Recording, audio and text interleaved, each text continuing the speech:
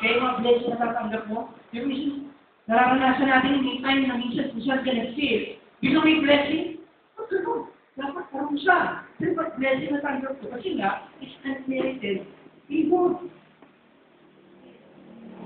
Diyan napapatatawa tayo. Iyak pa tayo, di ba? Kaya hindi ako tapat. Tapat ang Diyos. Amen! Totoo yun! Hello! Kasi tapat ang Diyos kasi sa biyaya niya at sa pag-ibig niya sa iyo. Kahit na minsan nalilimutan mo siya, pero ikaw, kailanman hindi niya nalilimutan. Yes! Sabi ng Bible, inukit ka sa palad. Imagine, hindi sinabi sinulat eh. Kasi pag sinulat, pwedeng mabura eh, tama? Pero sinabi doon, inukit ang iyong pangalan sa kanyang palad. Ano ka ba mawawala ng mga kapatid? Nakakukit ka sa palad. Yan ang ito. Tama natin. Amen! Blessed ba tayo mga kapatid? We are so blessed, mga kapatid. Amen? Tama natin ang Panginoon. Glory to God. Okay. Next. Ang meaning niya is enabling power.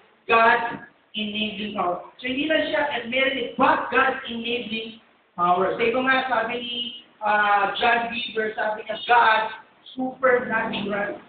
So, sabihin, kaya ang tawag sa atin, extraordinary. The moment you are in Christ, you are extraordinary. Ano ba yun? Hindi ka ordinaryo. Sabihin mo sa akin, partner, hindi ka ordinaryo. Ano ba yun? Hindi ka ordinaryo, mga kapatid. Kaya pag tinanong mo yung sarili mo, you are extraordinary. Ano yung number one reason? Number one, wala kang katulad dito sa mundo. Nagsita ka na. Kasi kung may katulad ka pa rito, magulo na mundo. Sa kanya lang, tama na. Amen? So you are unique. Amen? Wala. Ang isang prueba nga, yung ating fingerprint eh. Walang magkakapareho eh. Tama ba? To show that we are unique. Now, number two, ano pa? God has given you gift and ability. Bawat isa may gift and ability. Baka nagagamit mo pa lang, 2% pa lang eh. Hindi pa nagagamit yung full maximization potential niya. Baka marami pa dito masusulat ng libro eh. Baka marami pa dito nagawa naman ng mga song eh. Amen ba mga kapatid? Kasi we have potential binigay ng Diyos. Ano pa yung number 3? The Lord is with us.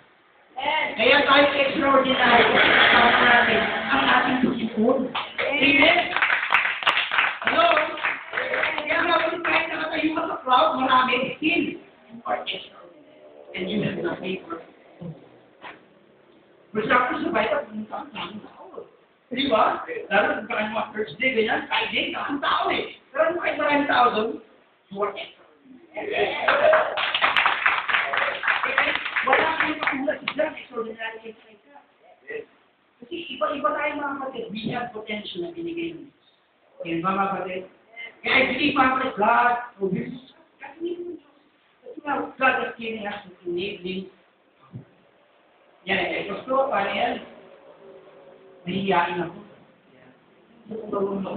God will give you. Amen ba? Ako, for example lang, ako, hindi man kayo maniwala mga kapatid. Maniyahin ako. Hindi nga na. Maniyahin ako noon. Noon. Kaya, napakapal na ako. So, ito mga ganito before, ha? Iyang sislo pa ako. Sinabi ng pastor, Father Charlie, pwede ka mong testimony. Hindi pa ako nagisip lang, umiiyak lang. Umiiyak ako, hindi dahil sa iyak. Kapatid. Pero God is a good God. Ngayon, nakakatayo ko sa salita. Amen? Bakit? Praise the Lord in enabling. Amen? Katulad yung pagturo ni Tatay kanina, nung marami siyang struggle, gusto niyang maging tama sa Diyos. Kuya, Tatay, tama ka na sa Diyos. The moment you are in God. And God will give you grasya niya para mapaglabanan lahat ng gusto mo. Ayun ba mga kapatid? Grasya lang ng Diyos mga kapatid. Amen. Yung mga struggle ka, okay lang yan mga kapatid. Be patient. Hindi mo tapos ang Diyos yun. Inaayos yan natin pala. But sa Diyos, mga kapatid, ayos. You are perfect and holy, blameless. Amen.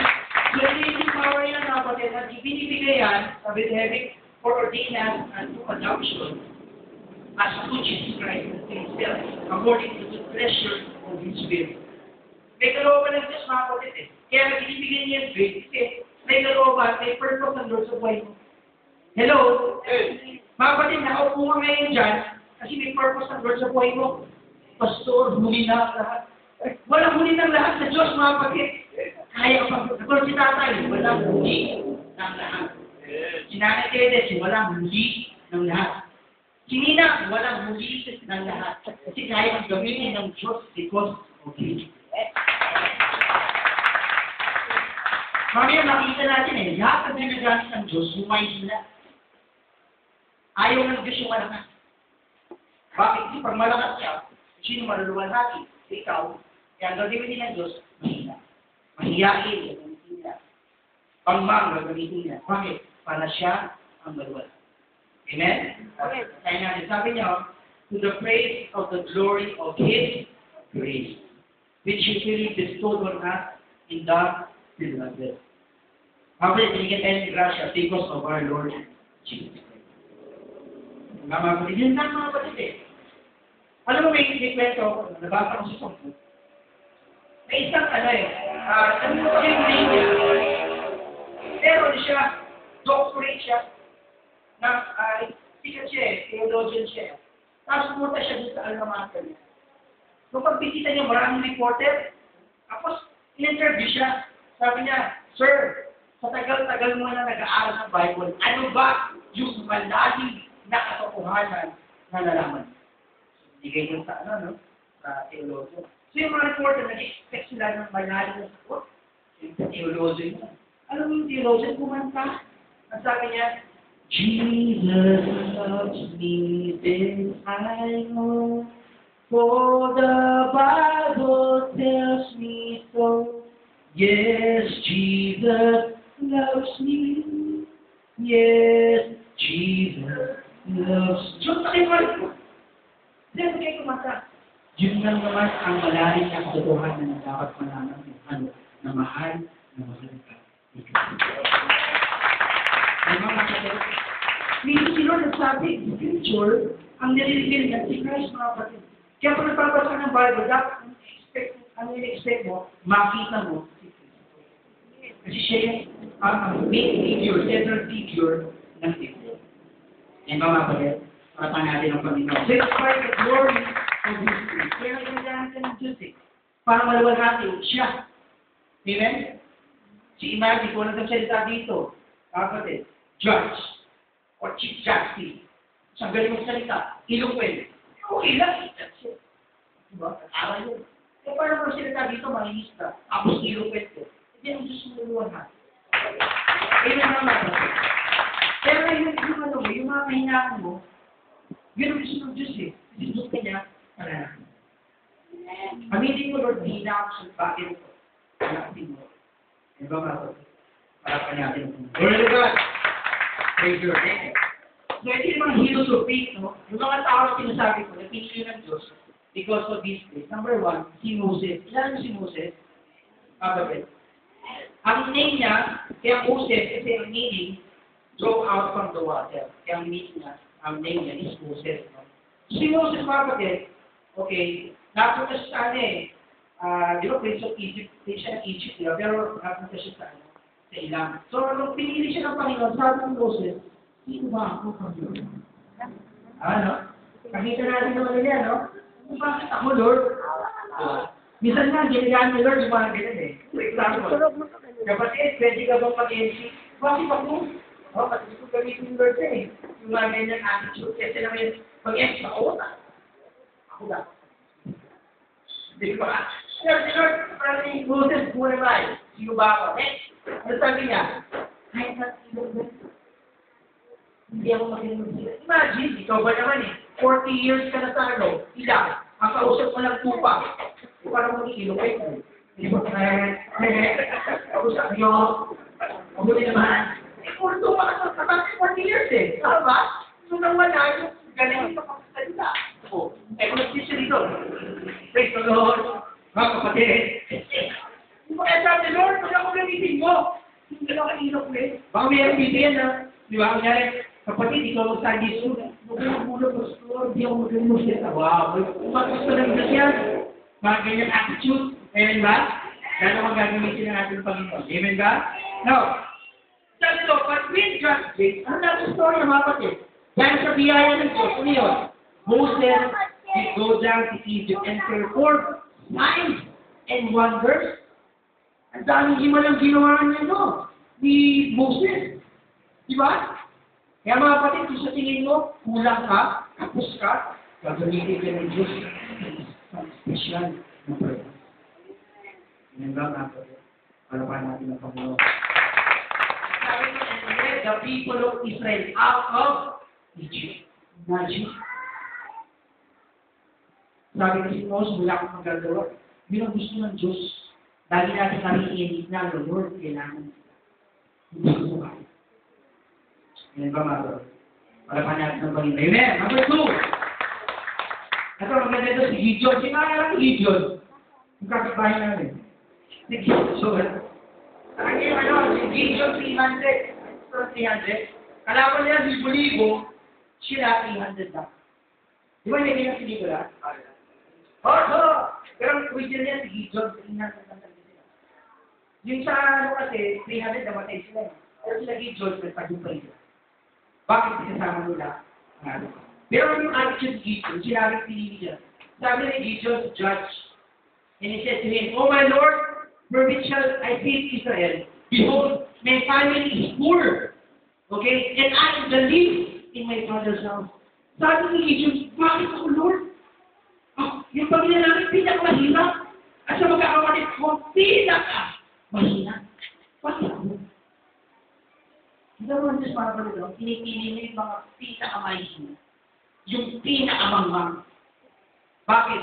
Para siya.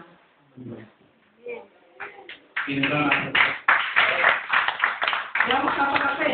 Sabi mo talaga, grabe. Hindi ko lang may kilos of the way. Kaya ba nga?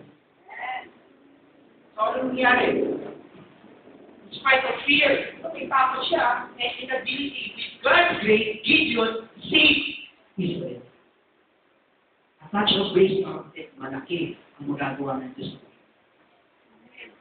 Sa tingin mo, nandito ka lang, gagawin mo ng Diyos for the special purpose.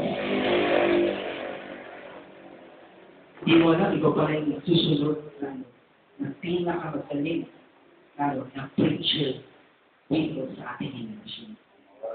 Diba? Diba? Para natin.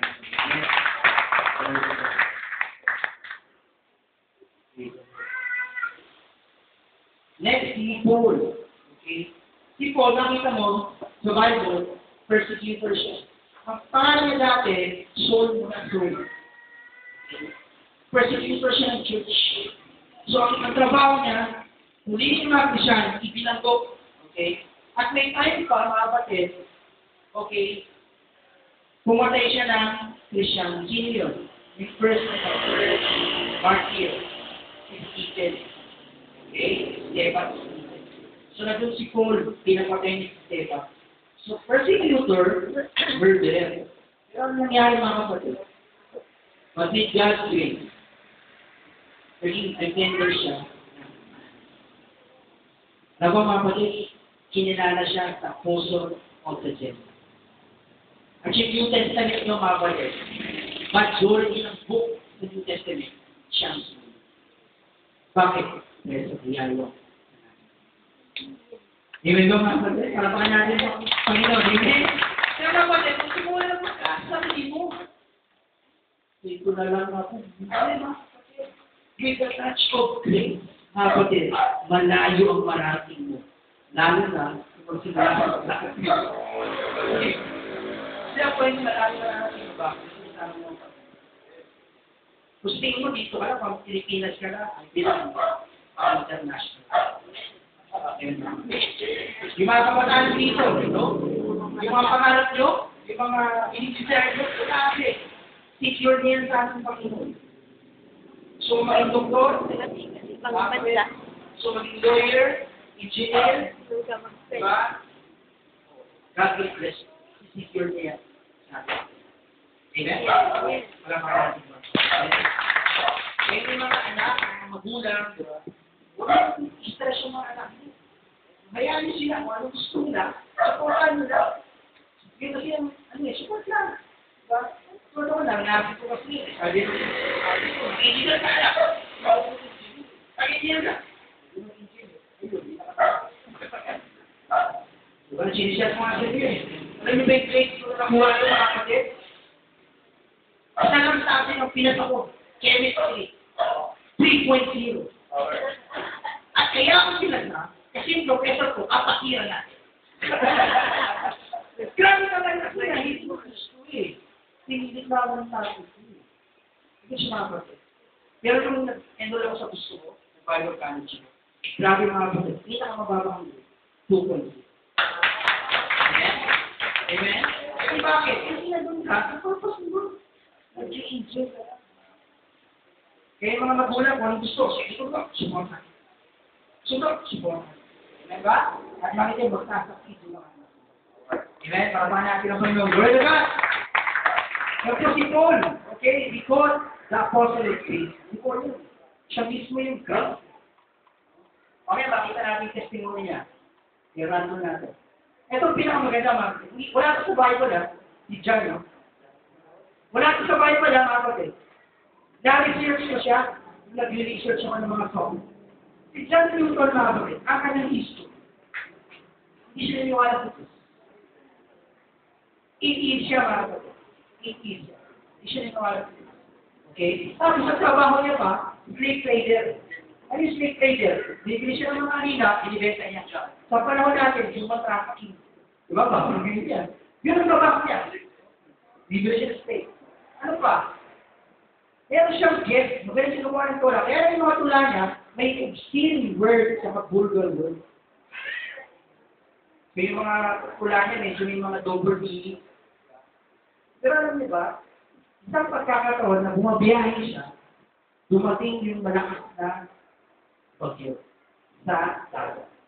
And on that moment, sabi niya, naniniwala sa mga patay na siya, grabe. Pero sabi niya, Lord, kung totoo ka, iligtas mo ako. Ngayon, ano nangyari mga kapatid? Naligtas siya. On that moment, naniniwala na siya ng Diyos. Bating siya sa isang church. Ano nangyari? With the touch of grace, mga kapatid, with the touch of grace, John Newton created the most famous and beautiful hymn. Alam niyo ang hymn na yun?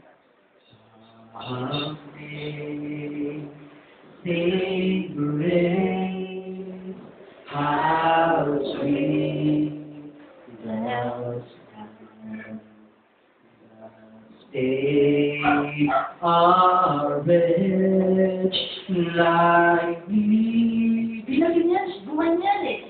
I once lost, but now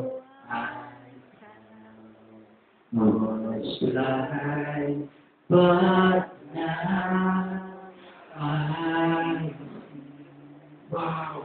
Sino makakakala isang tao hindi naniniwala sa Diyos? Isang tao puro vulgar words o obscene words o lumalabas sa bibig? Pakakakikit ng pinakakilala, pinakamagandang Diyos. That is amazing. Kapatid, kung anong sitwasyon mo ngayon, kapatid? Sa tingin mo, maraming nangyari, negative. Bakit hindi mangyayari yung mga pangalan dito? Dahil sa biyaya ng Diyos at ng Diyos. Amen? In the touch of Jesus.